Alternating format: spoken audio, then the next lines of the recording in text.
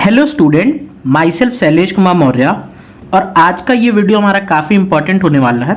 इस वीडियो में जो नेशनल टेस्ट अभ्यास ऐप है जो एनटीए ने रिलीज़ किया है, जिसको हम सभी जानते हैं, उसमें कई सारे आपके मॉक टेस्ट पेपर दे रखे हैं। स्पेशली आपके जेडबलई वाले सेक्शन में 13 मॉक टेस्ट पेपर्स हैं जो फुल लेंथ के आपके पेपर्स वहाँ पे प्रेजेंट हैं। तो अभी तक अगर आपने वो नहीं देखा है तो उसको आप प्ले स्टोर से डाउनलोड कर लीजिए और काफ़ी अच्छे पेपर्स हैं, उसकी आपको ज़रूर प्रैक्टिस करनी चाहिए। तो उन्हीं पेपर्स में से जो स्टार्टिंग के आपके 3 जो पेपर्स हैं, मॉक टेस्ट 1, मॉक टेस्ट 2 और मॉक टेस्ट 3, उनके जितने भी ऑर्गेनिक के सवाल हैं उन तीनों पेपर्स में, उसका मैंने यहाँ पे कलेक्शन किया है और उसको काफ़ी अच्छे से मैंने एक्सप्लेन करने की कोशिश की है।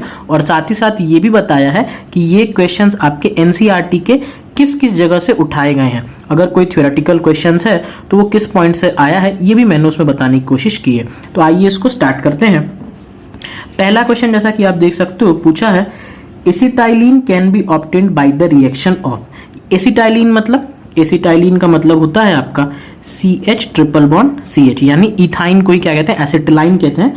अब बोलता है किससे हो सकती है। अब जैसे देखो ऑप्शन ए हमको क्या दे रखा है, आपका फॉर्मिक एसिड का एक सॉल्ट दे दिया है। इसकी क्या करनी है, आपको इलेक्ट्रोलाइसिस करनी है।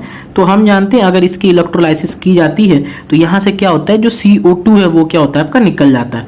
CO2 और हाइड्रोजन, ये दो जो मेन गैसेस होती हैं, ये क्या होती है मेनली यहाँ पे प्रोड्यूस होती हैं। ऑप्शन बी को अगर आप देखोगे तो ये कुछ इस तरह से, जैसे CHI3 लिखा हुआ है तो मैंने इसको इस तरह से ले लिया।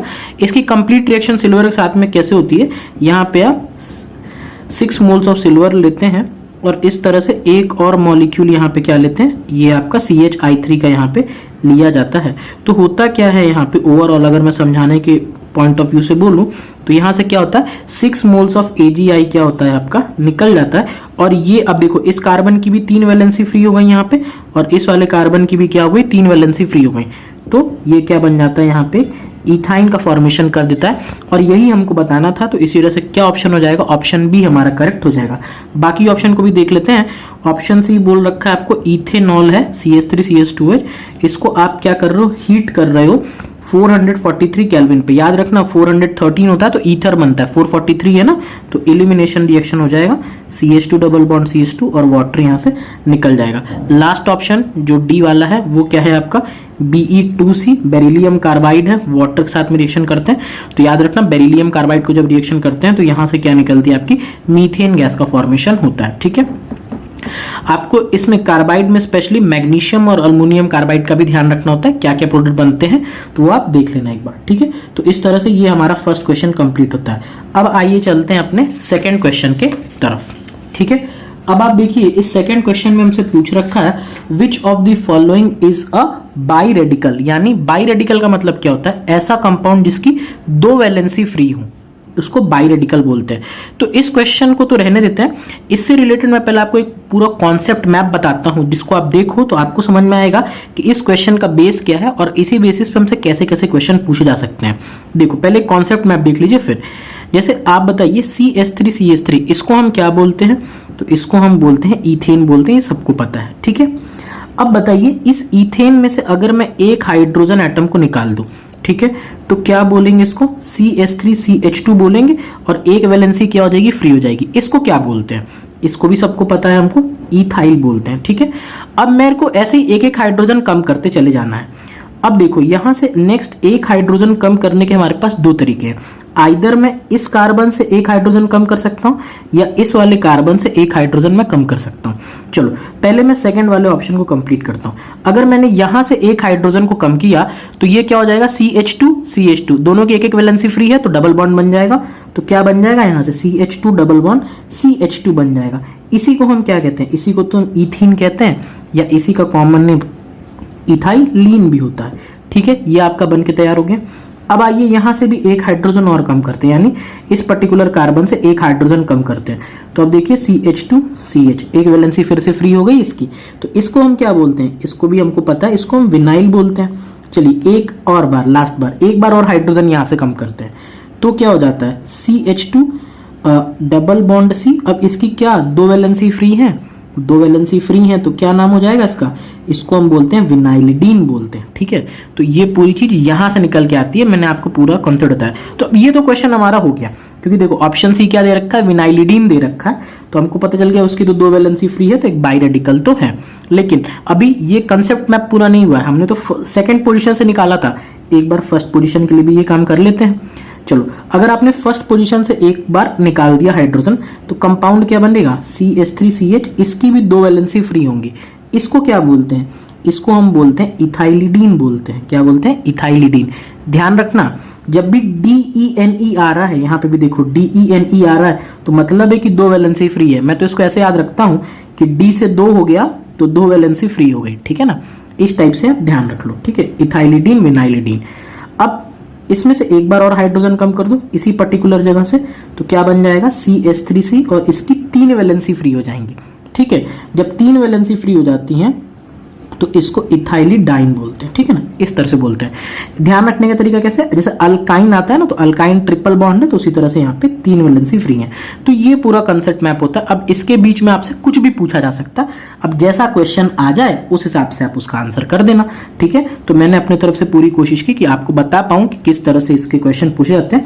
हमको ऑप्शन में फिनाइल बोल रखा है, तो फिनाइल की पता है आपको, एक ही वैलेंसी फ्री होती है। प्रोपिनाइल बोल रखा है, प्रोपिनाइल का भी मतलब यही होता है, CH2 double bond CH, CH2 ये। ठीक है, प्रोपिनाइल एक वैलेंसी फ्री होती है। एक ऑप्शन तो आपको विनाइलिडीन दे रखा था, मैंने बता ही दिया कि DENE आ रहा है, D आ रहा है ना वहां पे, तो मान लेना कि वो दो वैलेंसी फ्री है। इथाइलिडाइन बोल रखा है, ये दे रखा था, तो इसीलिए ये दोनों उसने एंड पॉइंट उठाए थे। अगली बार हो सकता है आपसे कोई और पॉइंट उठा ले, तो इसीलिए आपको पूरा प्रिपेयर रहना है। ठीक है, आइए चलते हैं नेक्स्ट क्वेश्चन की तरफ। नेक्स्ट क्वेश्चन है, consider the following three halides. एक आपको दे रखा है इसने CH3 CH2Cl, एक आपको दे रखा है इसने CH2 डबल बॉन्ड CHCl, और एक आपको इस तरह से दे दिया है C6H5Cl। ठीक है, इस तरह से मान लो बना के दे दिया है। अब पूछता है arrange the carbon chlorine bond length of this compound in decreasing order. तो देखो यहां पे तो होगा रेजोनेंस, ठीक है, और एक बार यहां पे भी रेजोनेंस हो सकता है।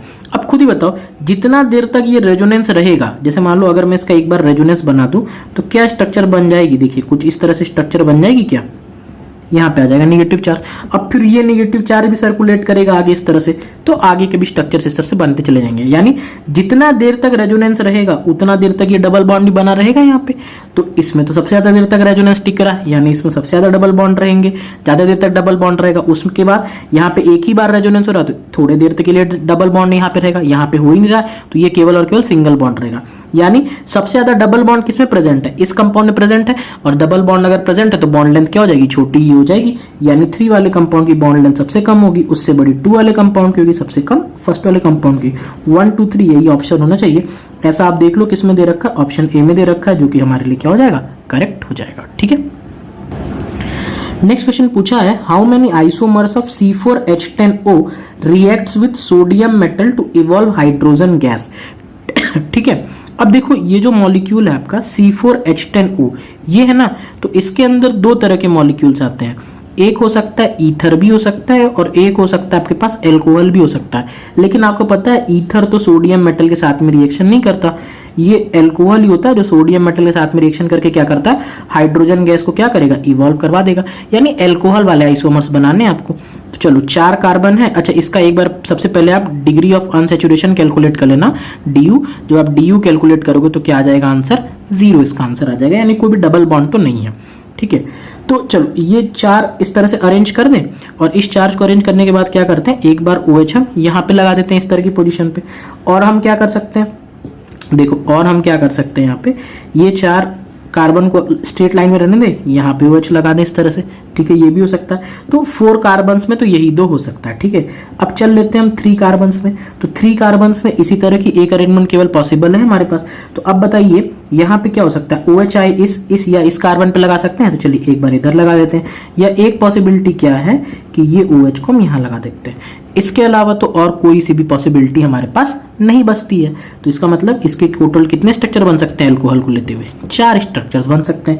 अच्छा, क्वेश्चन में कह दिया था कि एक्सक्लूडिंग स्टीरियो आइसोमर्स, अगर स्टीरियो आइसोमर्स को काउंट करने के लिए बोल देता तो क्या करते, फिर देख लेते कि कहाँ पे ऑप्टिकली एक्टिव कंपाउंड है, उसको और बढ़ा लेते। तो ऐसा बोला नहीं है तो हमारी दिक्कतें और बढ़ी नहीं, तो इसका आंसर क्या हो जाएगा, 4 इसका करेक्ट आंसर हो जाएगा। ठीक है, नेक्स्ट क्वेश्चन पूछा है hybridisation of the underline atom is affected when, इनमें से किस एटम की हाइब्रिडाइजेशन को अफेक्ट पड़ता है जब आप उसमें क्या करते हो, जो भी रिएक्शन बोला वो करवाते हो। तो बहुत ही आसान सा क्वेश्चन है, अब मेरे को लगता नहीं इसमें एक्सप्लेन करने की ज़्यादा ज़रूरत है। जो ऑप्शन बी है, जैसे CH3OH, तो इसको अंडरलाइन एटम कह दिया उसने, तो जब आप इसका डिहाइड्रेशन करोगे, यानी क्या करोगे, H2O निकाल दोगे, तो H2OH यहाँ से और एक H यहाँ से निकाल देंगे, तो क्या बन जाएगा, CH2 डबल बॉन्ड CH2। अभी देखिए ये भाई साहब यहाँ पे sp3 हाइब्रिडाइज्ड थे, अब यहाँ पे क्या हो गए, sp2 हाइब्रिडाइज्ड हो गए। तो इसका मतलब क्या है, इनकी हाइब्रिडाइजेशन हो गई है चेंज। कभी कभी फर्स्ट वाले ऑप्शन में आपको कंफ्यूजन आ सकती है, तो देख लो यहाँ पे CH3 डबल बॉन्ड OH को इसको डीकार्बोक्सिलेट करोगे तो होगा क्या कि ये CO2 अपने निकल जाएगा, जब ये CO2 निकल जाएगा तो ये CH4 में कन्वर्ट हो जाएगा। तो यहाँ भी इसकी हाइब्रिडाइजेशन कैसी थी, sp3, और यहाँ पे भी कैसी है इसकी हाइब्रिडाइजेशन sp3, इस पे तो कोई इफेक्ट नहीं आया, अंडरलाइन एटम तो यही था ना। ठीक है, तो इस तरह से आप देख सकते हो। बाकी के दोनों ऑप्शन भी बहुत ही आसान है, तो मुझे नहीं लगता उसमें आपको कोई एक्सप्लेनेशन की जरूरत पड़ेगी। ठीक है, और अगर वीडियो अच्छा लग रहा हो तो लाइक जरूर कर देना। चलिए, अब नेक्स्ट क्वेश्चन हमारा पूछ रखा है यहाँ पे, which of the following is nucleophilic addition reaction, इनमें से कौन सा न्यूक्लियोफिलिक एडिशन रिएक्शन है, और इसके 4 ऑप्शन दे दिए हैं। तो अभी तक जितने भी हमने क्वेश्चन किए हैं, ये थोड़ा सा एक क्वेश्चन लग रहा है जिसको आप कह सकते हो कि हाँ सर थोड़ा सा है ये इस क्वेश्चन में, क्योंकि option A B C D कुछ कुछ लिखा हुआ है। तो मैं आपको दिखाता हूँ कि देखो ये क्वेश्चन उठाया कहाँ से गया है।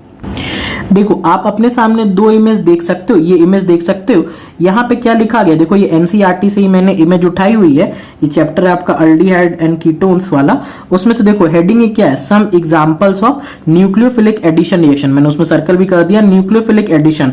और देखो मैंने एक एरो बनाया है जिसमें कार्बोनिल कंपाउंड के ऊपर किसका एडिशन हो रहा है, देखो बाइसल्फाइड का एडिशन हो रहा है, यानी यहां से हमको दिख रहा है कि कार्बोनिल कंपाउंड पे बाइसल्फाइड का एडिशन क्या होता है, एक तरह का न्यूक्लियोफिलिक एडिशन रिएक्शन ही होता है, जो हमको यहां से दिख रहा है। तो आपको समझ में आ रहा है क्वेश्चन कहां से उठाए जाते हैं।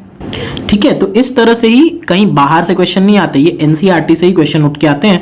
जनरली हमारी टेंडेंसी होती है हम इधर उधर के खूब मटेरियल सॉल्व करते हैं, लेकिन NCERT पढ़ना ही भूल जाते हैं। इस तरह से एग्जाम में भी होता है, तो आपको थोड़ा ध्यान रखना है। अब देख लो यहाँ पे किस तरह से रिएक्शन होती है। ये जो कार्बोनिल कंपाउंड है, इसमें कार्बन के ऊपर क्या डेल्टा प्लस, ऑक्सीजन के ऊपर डेल्टा माइनस चार्ज होता है। तो ये एक पॉजिटिव सेंटर है, यानी ये क्या होगा, इसके ऊपर न्यूक्लियोफाइल्स क्या होंगे, अटैक करेंगे। अब जैसे यहाँ पे जो बाइसल्फाइड था आपका NaHSO3, इसका क्या होता है, यहाँ पे बाइसल्फाइड का अटैक होता है इस तरह से। ठीक है, और ये चीज इस तरह से शिफ्ट हो जाती है, और आपका जो कंपाउंड बनता है वो होता है O-Na+, और यहाँ पे क्या होता है इस तरह से HSO3- सल्फर से ये अटैच होगा। ठीक है ना, तो इस तरह से ये अटैचमेंट हो जाती है। तो ये किसका एग्जाम्पल, एक तरह का न्यूक्लियोफिलिक एडिशन रिएक्शन ही हो रहा है। ठीक है, क्योंकि ये नेगेटिव चार्ज है तो ये अट्रैक्ट ही होगा पॉजिटिव जगह पे, पॉजिटिव वाली न्यूक्लियोफाइल टाइप में ये हो जाएगा। ठीक है, तो इस तरह से आप देख सकते हो इसका कौन सा ऑप्शन करेक्ट होना चाहिए, ऑप्शन बी करेक्ट होना चाहिए। अब जैसे ऑप्शन ए को देख लो, आपका hydrolysis of ethyl chloride by NaOH, ये है इथाइल क्लोराइड, इसकी हाइड्रोलिसिस करवा देते हैं हम NaOH के साथ में।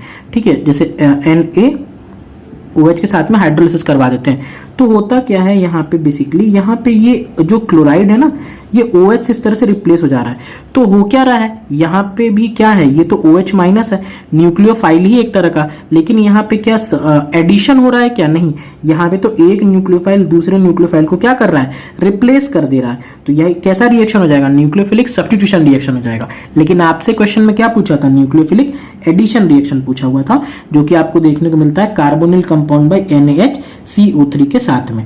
बाकी के दोनों जो ऑप्शन जैसे C और D, जैसे डीकार्बोक्सिलेशन ऑफ एसिटिक एसिड और अल्काइलेशन ऑफ एनिसोल, उसमें भी न्यूक्लियोफिलिक वाला काम नहीं हो रहा है। तो आप देख सकते हो यहाँ पे इस तरह से चीजें आपकी वर्क करती हैं। ठीक है, और स्पेशली जो अल्काइलेशन ऑफ एनिसोल है, तो अल्काइलेशन रिएक्शन ना, तो उसको हम किसके अंदर पढ़ते हैं, इलेक्ट्रोफिलिक एडिशन रिएक्शंस के अंदर पढ़ते हैं। तो इलेक्ट्रोफिलिक का एग्जांपल हो जा रहा है। ठीक है, अब आइए चलते हैं अपने नेक्स्ट क्वेश्चन की तरफ। नेक्स्ट क्वेश्चन है विच of the following will have least hindered rotation about carbon carbon double bond. तो हमको पता है डबल और ट्रिपल बॉन्ड के अक्रॉस रोटेशन काफी डिफिकल्ट होता है, लेकिन सिंगल बॉन्ड के अक्रॉस रोटेशन फ्रीली हो सकता है। तो आप देख रहे हो इसी में एक ऑप्शन सी दे दिया है, इथेन दे दिया है। तो इथेन तो भाई आपका सिंगल बॉन्ड से बना कंपाउंड है, और हम पढ़ते भी हैं कि इसके इन्फिनाइट नंबर ऑफ कन्फर्मर्स बन सकते हैं। क्यों? क्योंकि इसके अक्रॉस क्या होता है, जो फ्री रोटेशन होता है वो क्या होता है, पॉसिबल होता है। ठीक है, तो इसमें पूछा लीस्ट हिंडर्ड रोटेशन क्या होगा, तो आपका आंसर हो जाएगा, क्या हो जाएगा इसमें, इथेन हो जाएगा। ठीक है, नेक्स्ट क्वेश्चन पूछा गया है in the hydroboration oxidation reaction of propene with diborane H2O2 and NaOH the organic compound is. तो कुछ नहीं है इस क्वेश्चन में, आपको सिंपली प्रोपीन दे दिया है और इसकी क्या बोलता है, हाइड्रोबोरेशन ऑक्सीडेशन रिएक्शन कराने के लिए बोलता है। हाइड्रोबोरेशन ऑक्सीडेशन जिसका रिएजेंट क्या होता है, B2H6 टेट्राहाइड्रोफ्यूरन, फिर क्या लिखते हैं H2O2 और OH माइनस। इसमें होता क्या है, एडिशन ऑफ वाटर ही होता है according to anti Markovnikov rules without rearrangement, ये इसका होता है। और एक तरह का सिन एडिशन भी ये होता है। ठीक है, ये रीअरेंजमेंट नहीं होता है, ये ध्यान रखना। तो सिंपली अगर वाटर का एडिशन एंटी मार्कोनिकॉफ रूल के हिसाब से करेंगे तो ये प्रोडक्ट हमारा बन के तैयार हो जाएगा। और ये हमारा किस ऑप्शन में दे रखा है, ऑप्शन ए में दे रखा है, जो कि हो जाएगा ये करेक्ट। और इसी तरह से एक और रिएक्शन होती है ऑक्सीमर्क्यूरेशन डीमर्क्यूरेशन, जो हमको पता है एडिशन ऑफ वाटर ही होता है according to Markovnikov rule without rearrangement. वो कैसा होता है, एंटी एडिशन होता है। तो दोनों आप यहीं पे ध्यान रख लीजिएगा। ठीक है, नेक्स्ट क्वेश्चन पूछा गया है the correct IUPAC name of the given compound is. तो काफी आसान सा क्वेश्चन है। और देखो हम जनरली एग्जाम में टफ क्वेश्चन को सॉल्व करने से ही सोचते हैं रैंक बनती है, लेकिन सच्चाई ये है कि टफ क्वेश्चन से रैंक इंप्रूव होती है। और सभी सरल क्वेश्चन अगर आप सही कर दोगे ना तो आपका सिलेक्शन हो जाता है वहां पे। तो टफ क्वेश्चन से रैंक इंप्रूव होती है, लेकिन सिलेक्शन के लिए सिंपल क्वेश्चन ही जरूरी होता है। अब देखो ये इस तरह से कंपाउंड दे रखा है आपको, तो नंबरिंग यहीं से स्टार्ट हो जाएगी 1 2 3 4 5 6। तो बोलो अल्फाबेटिकल नंबरिंग करेंगे। सबसे पहले 3 पे क्या है, ब्रोमो है, फिर क्या है 2 पे क्या है, क्लोरो है, 4 पे क्या है, आइडो है। ठीक है, और फिर ये पूरा कंपाउंड क्या है, हेक्सेन है। मैं शॉर्ट में लिख दिया 3 पे ब्रोमो, 2 पे क्लोरो, 4 पे आइडो, फिर क्या हो जाएगा, हेक्सेन। ये सीक्वेंस आना चाहिए। ऐसा किस ऑप्शन में दे रखा है, देख सकते हो ऑप्शन बी में, जो कि क्या हो जाएगा, हमारे लिए करेक्ट हो जाएगा। ठीक है, नेक्स्ट क्वेश्चन पूछा गया है विच of the following statement is true for the reaction given below. यानी हमको कुछ इस तरह का कंपाउंड दे दिया है, यहाँ पे ये H, यहाँ पे CH3 और यहाँ पे CH3, और इसको हमको किसके साथ में ट्रीट करना है, अल्कलाइन KMnO4 के साथ में ट्रीट करना है। ठीक है, तो अब देखो यहाँ पे ये जो अल्कीन है ये कैसा अल्कीन है, सिस अल्कीन है। और KMnO4 का काम क्या होता है, ये मैंने कई बार आप लोग को बताया है। इसका काम होता है पर हाइड्रोक्सिलेशन करवाना। पर हाइड्रोक्सिलेशन का मतलब क्या होता है, 2 OH ग्रुप्स का एडिशन। अच्छा, और एक चीज और मैंने आपको ट्रिक भी बताई थी, कार वाला कॉन्सेप्ट बताया था कि सिस अल्कीन पर एंटी एडिशन रेसमिक प्रोडक्ट देता है, वहीं सिस अल्कीन पर सिन एडिशन क्या देता है, एक तरह का मीजो कंपाउंड देता है। तो ये जो अल्कलाइन KMnO4 है इसका एडिशन भी कैसा होता है, सिन एडिशन होता है। तो ऑब्वियस ही बात है, सिस पे सिन कर रहे हो तो कंपाउंड कैसा मिलेगा, मीजो मिलेगा। और साथ ही साथ क्या हो जाएगा आपका, इस तरह से 2 OH ग्रुप्स क्या हो जाएंगे आपके आके इस तरह से जुड़ जाएंगे इसके साथ, तो ये कंपाउंड आपका बन जाएगा। तो आंसर भी क्या हो जाएगा, ऑप्शन ए हो जाएगा, क्योंकि ऑप्शन ए आप पढ़ सकते हो, लिखा हुआ है P is the meso compound और 2,3 ब्यूटेन डाइऑल बन भी रहा है। नाम भी देख लो 1 2 3 4 2,3 butane diol formed by syn addition. तो सारी जानकारियां यहां से हमको मिलती हैं। ठीक है, नेक्स्ट क्वेश्चन पूछा गया है an isomers of C6H14 form 3 monochloro derivatives. ठीक है, द आइसोमर्स में बी। तो अब देखो ध्यान से, इसका बहुत ही सिंपल सा आंसर है, इसका आंसर हो जाएगा हेक्सेन। अब देखो ये जो 6 कार्बन बन गए ना इस तरह से, 3 कार्बन 6 कार्बन हो गए। अब देखो मोनोक्लोरो डेरिवेटिव यानी एक एक क्लोरीन लगाना है। तो अब आप देखो इसमें टोटल आप कितने क्लोरीन लगा सकते हो, कितने जगह पे नए बन सकते हैं। देखो हो सकता है एक बार क्लोरीन एटम यहाँ पे लगा दो, या हो सकता है एक बार क्लोरीन एटम इस पोजीशन पे लगा दो, या एक बार हो सकता है क्लोरीन एटम इस पे लगा दो। अब अगर आप यहाँ पे लगाने पे गए या इस पोजीशन पे, तो ये दोनों पोजीशन सेम है। यहाँ लगाने गए तो ये दोनों पोजीशन सेम है, यहाँ लगाने गए तो ये दोनों पोजीशन सेम है। यानी कहने का मतलब कि ये एक ऐसा कंपाउंड है, जैसे ये 6 कार्बन है तो इसके केवल 3 मोनोक्लोरो डेरिवेटिव्स बनेंगे अगर आपने स्टीरियो आइसोमर्स को कंसीडर नहीं किया तो तो वही क्वेश्चन बोला कंसीडर भी नहीं करना। तो ये देख सकते हो ये 3 इसके क्या बन जाएंगे, मोनोक्लोरो डेरिवेटिव्स बन जाएंगे, इसीलिए ये आपका आंसर क्या हो जाएगा, करेक्ट हो जाएगा। ठीक है, नियोपेंटेन वाला भी खूब पूछा गया है क्वेश्चन कि इसके कितने बनते हैं, तो हमको पता है इसके केवल एक ही मोनोक्लोरो डेरिवेटिव बनता है। तो ये क्योंकि ऐसा क्यों होता है, नियोपेंटेन कुछ इस तरह से हो गया तो सभी पोजीशंस बराबर है, कहीं भी करवा लो तो एक ही मोनोक्लोरो डेरिवेटिव पूछा रहता है। ये पहले एक बार ट्रिपल ई में क्वेश्चन भी आ चुका है। ठीक है, नेक्स्ट क्वेश्चन पूछा गया है the IUPAC name of the product obtained by oxidation of phenol with the help of chromic acid. तो इसको मैं भी एक बार आपको दिखाता हूं कि देखो ये क्वेश्चन आपका उठाया कहां से गया है। तो अगर आप ध्यान से देख पा रहे हो तो यहाँ पे मैंने एक इमेज लगा रखी है, ये देखो आप, तो इसमें आपको दिख रहा होगा जो मैंने आपको सर्कल अप किया हुआ है एरो से कि ऑक्सीडेशन के अंदर लिखा हुआ है। ये भी आपका कहां से उठाया गया, एल्कोहल फिनॉल ईथर जो चैप्टर है उसी से उठाया गया है। तो आप देख सकते हो ये क्रोमिक एसिड वाला यहाँ पे इन्होंने बता रखा है। तो मैं फिर से वही बोल रहा हूँ कि हमारे पास एनसीईआरटी को पढ़ना क्या हो जाता है, बहुत जरूरी हो जाता है। और देखो इसमें लिखा भी गया है कि oxidation of phenol with chromic acid produces a conjugated diketone known as benzoquinone. तो इसको क्या बोलते हैं, बेंजोक्यूनोन बोलते हैं, जिसका स्ट्रक्चर यहाँ पे आपको बना के इन्होंने दे रखा है। तो इसीलिए मैं कहता हूं कि एनसीईआरटी एक बार आप जरूर पढ़ो। तो हमसे इसी बेंजोक्यूनोन का स्ट्रक्चर पूछ रहा है। ठीक है, डायरेक्ट IUPAC नेम नहीं पूछा इसने इस कंपाउंड का हमसे IUPAC नेम पूछा। आपको थोड़ी रिएक्शन पता होनी चाहिए, जरूरी थी। तो कैसे नंबरिंग करेंगे, यहां से स्टार्ट कर दें, 1 2 3 4 5 6। तो 6 मेंबर रिंग है, तो क्या बोलेंगे, साइक्लोहेक्स। डबल बॉन्ड की पोजीशन क्या है, 2 और 5, तो 2 5 डाइईन। और कितने पोजीशंस पे कीटो है, 1 और 4 पे, तो 1 4 डाइओन हो जाएगा। ठीक है, इस टाइप से आपको देखने को मिलेगा। तो ऐसा हमको कहां पे दे रखा है, ऐसा हमको दे रखा है ऑप्शन नंबर डी में दे रखा है, दिख रहा है, साइक्लोहेक्सा 2 5 डाइईन 1 4 डाइओन। तो वो क्या हो जाएगा, हमारे लिए करेक्ट हो जाएगा। ठीक है, नेक्स्ट क्वेश्चन पूछा गया है विच of the following compound is not an antacid. तो अब देखो ये क्वेश्चन कहां से है, ये आपका केमिस्ट्री इन एवरीडे लाइफ से क्वेश्चन है।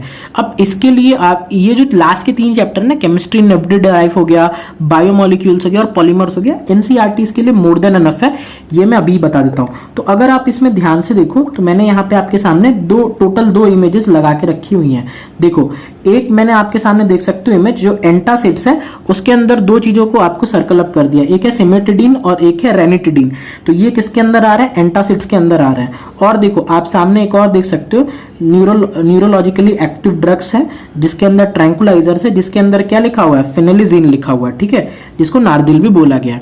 तो आपको समझ में आ रहा है ये सभी जो छोटे छोटे पॉइंट्स होते हैं ये एनसीईआरटी से ही निकल रहे हैं। तो इसका करेक्ट आंसर क्या हो जाएगा, इसमें से कौन सा एंटासिड नहीं है, तो हमारा आंसर हो जाएगा फेनेलिजीन, जो कि दे रखा है वो क्या है, एक तरह का ट्रैंकुलाइजर है, ये एंटासिड नहीं है। ठीक है, लास्ट क्वेश्चन हमसे पूछ रखा है among the given compound how many compounds will react with NaHCO3 और सॉल्युबल इन NaHCO3। तो देखो ऐसे एसिड्स जो NaHCO3 से क्या होते हैं, स्ट्रांग होते हैं, जो NaHSO3 से क्या होते हैं, स्ट्रांग होते हैं, केवल वही क्या करते हैं, इसके साथ में रिएक्शन करते हैं। अगर ऐसे एसिड्स जो इससे वीक होते हैं वो इसकी रिएक्शन में पार्टिसिपेट नहीं करते हैं। ठीक है, तो आपको ऐसे एसिड सेलेक्ट करने होते हैं जो इससे क्या हो, स्ट्रांग होते हैं। तो जो भी है ना, फिनॉल्स हो गए या एल्कोहल्स हो गए, ये इससे वीक एसिड के अंदर आते हैं। NaHCO3 से स्ट्रांग एसिड्स होते हैं आपके कार्बोक्सिलिक एसिड, सल्फोनिक एसिड या मिनरल एसिड, इस तरह से कार्बोक्सिलिक, सल्फोनिक या कोई भी मिनरल एसिड, ये सब हो जाएगा। ठीक है, तो ये दो आपके किस ऑप्शन में बने हुए देख रहे हो, सी और डी में आपका बना हुआ है। ठीक है, बाकी आप देखो ऑप्शन ई में एक अल्काइन बना दिया, बी में फिनॉल, ए में अल्कोहल, तो ये सब इससे वीक एसिड है, तो ये तो रिएक्शन नहीं करेंगे, ये इससे स्ट्रांग है, केवल यही रिएक्शन करेंगे। तो इंटीजर टाइप में पूछा गया था कितने आपके हो सकते हैं, तो आंसर क्या हो जाएगा, 2 हो जाएगा। ठीक है, तो ये थे हमारे क्वेश्चंस आपके एनटीए के मॉक टेस्ट 1 2 3 से। अपने नेक्स्ट वाले वीडियो में हम डिस्कस करेंगे मॉक टेस्ट 4 5 6 के question. Thank you for watching.